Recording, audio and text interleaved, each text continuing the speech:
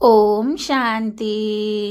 31 दिसंबर 2025 के ईश्वरीय महावाक्य है।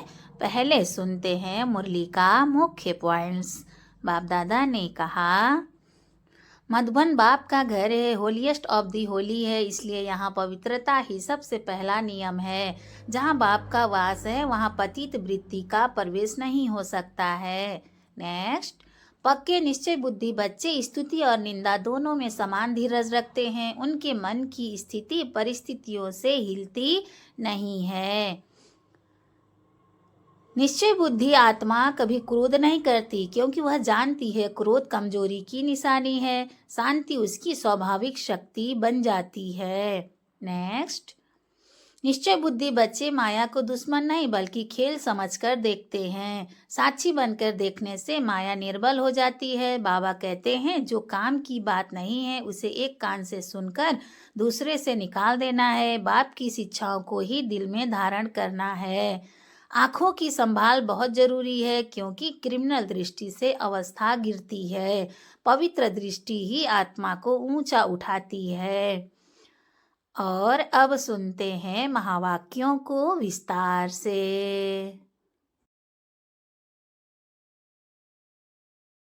मुरली का सार, मीठे बच्चे। Madhuban holiest of the Holi बाप का घर है। यहाँ तुम किसी भी पतित को नहीं ला सकते। प्रश्न है बाबा का, इस ईश्वरीय मिशन में जो पक्के निश्चय बुद्धि हैं उनकी निशानियां क्या होंगी? इस ईश्वरीय मिशन में जो पक्के निश्चय बुद्धि हैं उनकी निशानियां क्या होंगी? उत्तर है, वे स्तुति निंदा सब में धीरज से काम लेंगे, क्रोध नहीं करेंगे, किसी को भी दैहिक दृष्टि से नहीं देखेंगे, आत्मा को ही देखेंगे, आत्मा होकर बात करेंगे। स्त्री पुरुष साथ में रहते कमल फूल समान रहेंगे, किसी भी प्रकार की तमन्ना इच्छा नहीं रखेंगे। गीते बाबा का, जले न क्यों परवाना। ओम ओम शांति। रूहानी बच्चों प्रति रूहानी बाप समझा रहे हैं, अर्थात भगवान पढ़ा रहे हैं। रूहानी स्टूडेंट को, उन स्कूलों में जो बच्चे पढ़ते हैं उन्हें कोई रूहानी स्टूडेंट नहीं कहेंगे। वे तो हैं ही आसुरी विकारी संप्रदाय के। आगे तुम भी आसुरी अथवा रावण संप्रदाय के थे। अब राम राज्य में चलने के लिए 5 विकारों रूपी रावण पर जीत पाने का पुरुषार्थ कर रहे हो। यह जो नॉलेज प्राप्त नहीं करते यह जो नॉलेज प्राप्त नहीं करते उन्हों को समझाना पड़ता है। तुम रावण राज्य में हो, खुद समझते नहीं है। तुम अपने मित्र संबंधियों आदि को कहते हो हम बेहद के बाप से पढ़ते हैं, तो ऐसे नहीं कि वह निश्चय करते हैं। कितना भी बाप कहें कितना भी बाप कहे या भगवान कहे तो भी निश्चय नहीं करते। नए को तो यहाँ आने का हुक्म नहीं है। बिगर चिट्ठी व बिगर पूछे तो कोई आ भी नहीं सकते, परंतु कहाँ कहाँ कोई आ जाते हैं परंतु कहाँ कहाँ कोई आ जाते हैं। यह भी कायदे का उल्लंघन है। एक एक का पूरा समाचार नाम आदि लिख पूछना होता है। इनको भेज देवे। फिर बाबा कहते हैं, भले भेज दो। अगर आसुरी पतित दुनिया के स्टूडेंट होंगे तो बाप समझाएंगे, वह पढ़ाई तो विकारी पतित पढ़ाते हैं, वह पढ़ाई तो विकारी पतित पढ़ाते हैं, यह ईश्वर पढ़ाते हैं। उस पढ़ाई से पाई पैसे का दर्जा मिलता है, उस पढ़ाई से पाई पैसे का दर्जा मिलता है। भल कोई बहुत बड़ा इम्तहान पास करते हैं, फिर वो कहाँ तक कमाते रहेंगे? विनाश तो सामने खड़ा है, नेचुरल कैलेमिटीज भी सब आने वाली हैं। यह भी तुम समझते हो। जो नहीं समझते हैं उन्हों को बाहर विजिटिंग रूम में बिठाए समझाना होता है। यह है ईश्वरीय पढ़ाई। इसमें निश्चय बुद्धि ही विजयंती होंगे, अर्थात विश्व पर राज्य करेंगे। रावण संप्रदाय वाले तो यह जानते नहीं। इसमें बड़ी खबरदारी चाहिए। परमिशन बिगर कोई भी अंदर आ नहीं सकता। यह कोई घूमने फिरने की जगह नहीं है। थोड़े समय में कायदे कड़े हो जाएंगे। थोड़े समय में कायदे कड़े हो जाएंगे, क्योंकि यह है holiest of the holy. Shiv Baba को इंद्र भी कहते हैं ना, यह इंद्र सभा है। 9 रत्न अंगूठी में भी पहनते हैं ना, उन रत्नों में नीलम भी होता है, पन्ना माणिक भी होता है। यह सब नाम रखे हुए हैं। परियों के भी नाम है ना। तुम परियां उड़ने वाली आत्माएं हो, तुम्हारा ही वर्णन है, परंतु मनुष्य इन बातों को कुछ भी समझते नहीं है। अंगूठी में भी रत्न जड़ रत्न जब डालते हैं अंगूठी में भी जब अंगूठी में भी रत्न जब डालते हैं तो उनमें कोई पुखराज, नीलम, पेरूज भी होते हैं। कोई का दाम 1000 रुपया तो कोई का दाम 10-20 रुपया। बच्चों में भी नंबरवार है। कोई तो पढ़कर मालिक बन जाते हैं, कोई फिर पढ़कर दास दासिया बन जाते हैं। राजधानी स्थापना होती है ना राजधानी स्थापन होती है ना तो बाप बैठ पढ़ाते हैं। तो बाप बैठ पढ़ाते हैं। इंद्र भी उनको ही कहा जाता है। यह ज्ञान वर्षा है। ज्ञान तो सिवाय बाप के कोई दे न सके। तुम्हारी एम ऑब्जेक्ट ही यह है। अगर निश्चय हो जाए कि ईश्वर पढ़ाते हैं फिर वह पढ़ाई को छोड़ेंगे नहीं। जो होंगे ही पत्थर बुद्धि उनको कभी तीर नहीं लगेगा। आकर चलते चलते फिर गिर पड़ते हैं। 5 विकार आधा कल्प के शत्रु हैं। माया देह अभिमान में आकर थप्पड़ मार देती है और फिर आश्चर्यवत सुनंती कथंती भागंती हो जाते हैं। यह माया बड़ी दुस्तर है।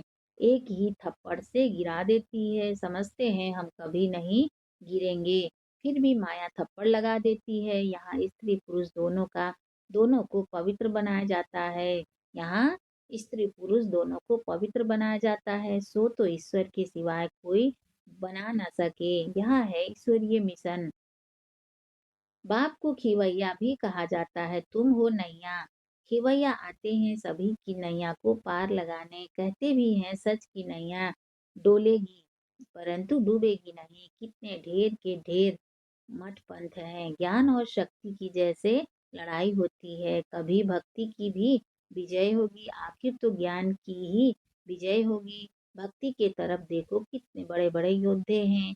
ज्ञान मार्ग की तरफ भी कितने बड़े बड़े योद्धे हैं। ज्ञान मार्ग की तरफ भी कितने बड़े बड़े योद्धे हैं। अर्जुन भीम आदि नाम रखे हैं। यह तो सब कहानियां बैठ बनाई हैं। गायन तो तुम्हारा ही है। हीरो हीरोइन का पार्ट तुम्हारा अभी बज रहा है। इस समय ही युद्ध चलती है। इस समय ही युद्ध चलती है। तुम्हारे में भी बहुत हैं जो इन बातों को बिल्कुल समझते नहीं हैं। जो अच्छे अच्छे होंगे उनको ही तीर लगेगा। जो अच्छे अच्छे होंगे उनको ही तीर लगेगा। थर्ड थर्ड क्लास तो बैठ न सके। दिन प्रतिदिन बहुत कड़े कायदे होते जाएंगे। पत्थर बुद्धि जो कुछ नहीं समझते उनको तो यहाँ बैठना ही भी बेकायदे है। यह हाल होलिएस्ट ऑफ होली है। यह हाल होलिएस्ट ऑफ होली है। पोप को होली कहते हैं। यह तो बाप है होलिएस्ट ऑफ होली। बाप कहते हैं इन सभी का मुझे कल्याण करना है। यह सब विनाश हो जाने वाले हैं। यह सब विनाश हो जाने वाले हैं। यह भी कोई सब थोड़े ही समझते हैं। फल सुनते हैं परंतु एक कान से सुन दूसरे कान से निकाल देते हैं। न कुछ धारण करते हैं न कराते हैं। ऐसे गूंगे बहरे भी बहुत हैं। बाप कहते हैं हियर नो इविल। वह तो बंदर का चित्र दिखाते हैं परंतु यह तो मनुष्य के लिए कहा जाता है। मनुष्य इस समय बंदर से भी बदतर है। नारद की भी कहानी बैठ बनाई है। उनको बोला तुम तुम अपनी शक्ल तो देखो। उनको बोला तुम अपनी शक्ल तो देखो। 5 विकार तो अंदर में नहीं है। जैसे साक्षात्कार होता है हनुमान का भी साक्षात्कार होता है ना।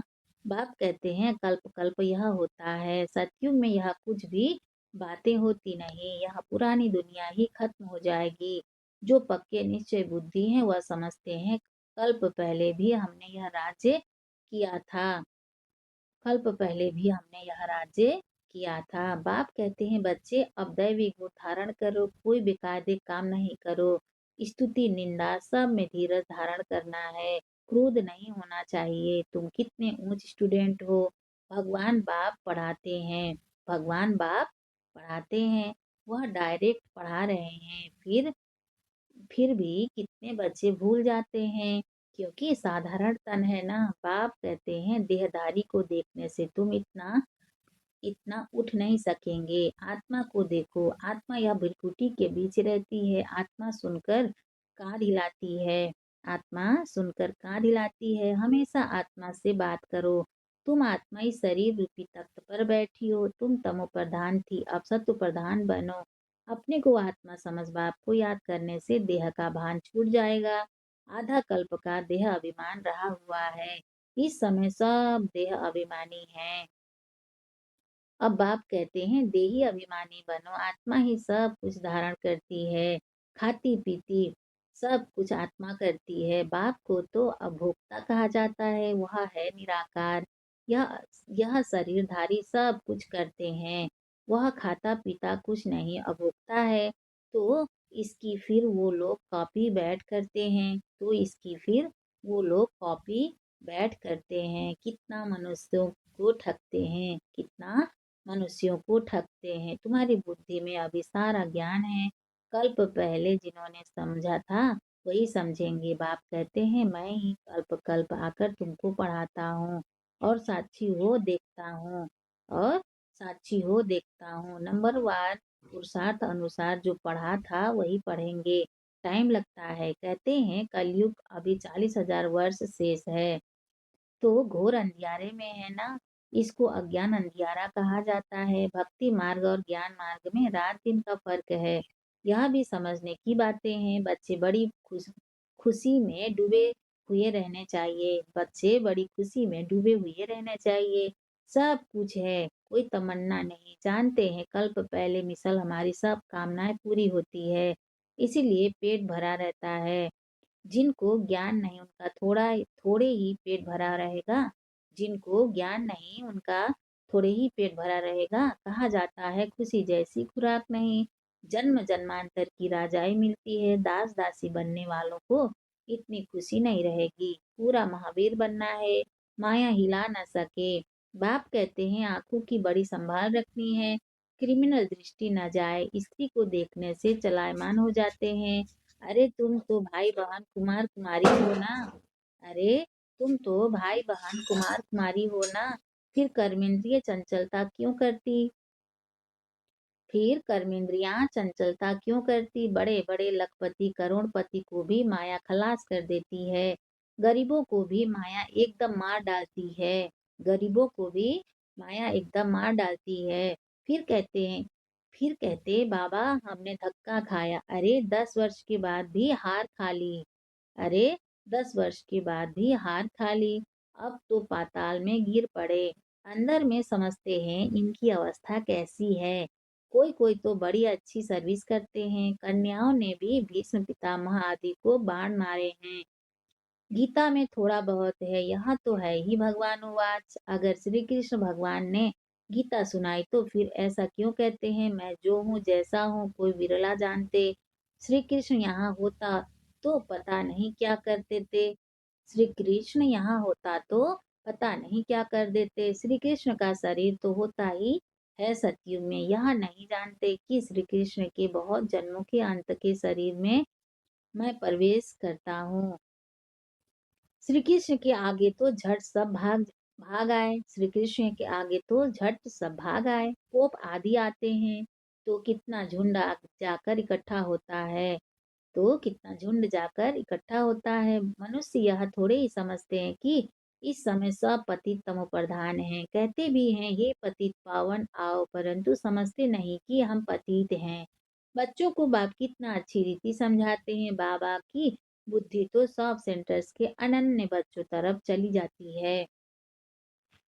जब जास्ती अनन्य बच्चे यहाँ आते हैं तो फिर यहाँ देखता हूँ, नहीं तो बाहर में बच्चों को याद करना पड़ता है। उनके आगे ज्ञान डांस करता हूँ। मेजोरिटी ज्ञानी तो आत्मा होते हैं तो मजा भी आता है, नहीं तो बच्चियों पर कितना अत्याचार होते हैं, कल्प कल्प सहन करना पड़ता है।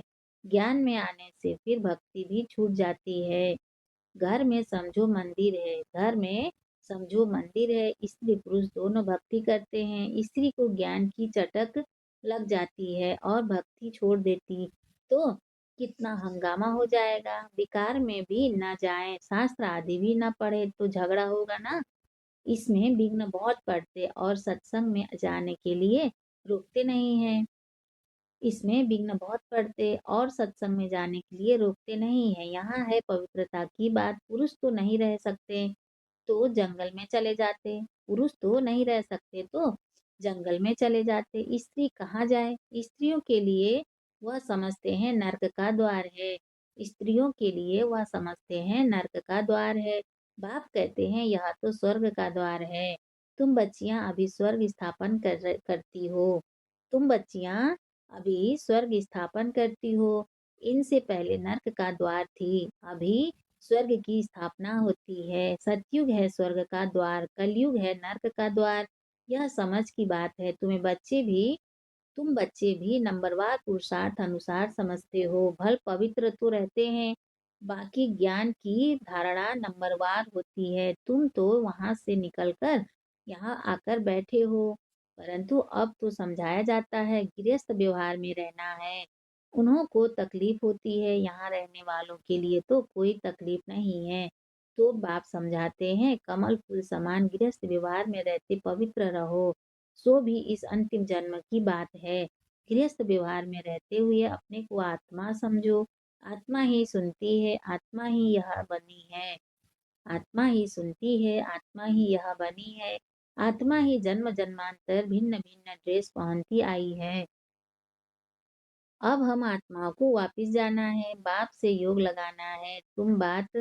मूल बात है यह। बाप कहते हैं मैं आत्माओं से बात करता हूँ। आत्मा भ्रिकुटी के बीच रहती है, इन ऑर्गन्स द्वारा सुनती है। आत्मा इनमें नहीं होती तो शरीर मुर्दा बन जाता। बाप कितना वंडरफुल ज्ञान आकर देते हैं। परमात्मा बिगड़ तो यह बातें कोई समझा न सके। सन्यासी आदि कोई आत्मा को थोड़े ही देखते हैं, वह तो आत्मा को परमात्मा समझते हैं। दूसरा फिर कहते आत्मा में लेप छेप नहीं लगता है। शरीर को धोने गंगा में जाते हैं, यह नहीं समझते आत्मा ही पतित बनती है। आत्मा ही सब कुछ करती है। बाप समझाते रहते हैं और यह मत समझो हम फलाना हूँ, यह फलाना है। नहीं, सब आत्माएं हैं। जाति पाति का कोई भेद नहीं रहता। जाति पाति का कोई भेद नहीं रहना चाहिए। अपने को आत्मा समझो। गवर्नमेंट कोई धर्म को नहीं मानती। गवर्नमेंट कोई धर्म को नहीं मानती। यह सब धर्म तो देह के हैं, परंतु सब आत्माओं का बाप तो एक ही है। देखना भी आत्मा को है। सभी आत्माओं का स्वधर्म शांत है। अच्छा, मीठे मीठे सिकिलधे बच्चों प्रति माता पिता बाप दादा का याद प्यार और गुड मॉर्निंग। रूहानी बाप की रूहानी बच्चों को नमस्ते। हम रूहानी बच्चों की रूहानी माता पिता बाप दादा को याद प्यार गुड मॉर्निंग। नमस्ते बाबा, नमस्ते बाबा, नमस्ते बाबा। शुक्रिया बाबा, शुक्रिया। धारणा के लिए मुख्य सार है। फर्स्ट पॉइंट, जो बात काम की नहीं है उसे एक कान से सुन दूसरे से निकाल देना है। हियर नो इविल, बाप जो शिक्षाएं देता है उसे धारण करना है। सेकेंड पॉइंट है बाबा का, कोई भी हद की तमन्नाएं नहीं रखनी है। आंखों की बड़ी संभाल रखनी है। क्रिमिनल दृष्टि न जाए, कोई भी कर्मेंद्रिय चलायमान न हो। खुशी से भरपूर रहना है। वरदान है बाबा का, माया के खेल को साक्षी होकर देखने वाले सदा निर्भय माया जीत भव। माया के खेल को साक्षी होकर देखने वाले सदा निर्भय माया जीत भव। विस्तार है, समय प्रति समय जैसे आप बच्चों की स्टेज आगे बढ़ती जा रही है, ऐसे अब माया का वार नहीं होना चाहिए। माया नमस्कार करने आए, वार करने नहीं। यदि आ भी जाए तो यदि माया आ भी जाए तो उसे खेल समझकर देखो। ऐसे अनुभव हो जैसे साक्षी होकर हद का ड्रामा देखते हैं। माया का कैसा भी विकराल रूप हो, आप उसे खिलौना और खेल समझकर देखेंगे तो बहुत मजा आएगा। फिर उससे डरेंगे व घबराएंगे नहीं। जो बच्चे सदा खिलाड़ी बनकर साक्षी हो माया का खेल देखते हैं, वह सदा निर्भय व मायाजीत बन जाते हैं। स्लोगन है बाबा का, ऐसा स्नेह का सागर बनो जो क्रोध समीप भी न आ सके। ऐसा स्नेह का सागर बनो जो क्रोध समीप भी न आ सके। अव्यक्त इशारे हैं बाबा का, अब संपन्न व कर्मातीत बनने की धुन लगाओ। विस्तार है, कर्मातीत अर्थात कर्म के अधीन नहीं, कर्मों के पथ परतंत्र नहीं, स्वतंत्र हो। कर्मेंद्रियों द्वारा कर्म कराओ। जो गायन है कि करते हुए अकर्ता संपर्क संबंध में रहते हुए कर्मातीत, क्या ऐसी स्टेज रहती है? कोई भी लगाव न हो और सर्विस भी लगाव से न हो, लेकिन निमित्त भाव से हो। इससे सहज ही कर्मातीत बन जाएंगे। अच्छा, ओम शांति।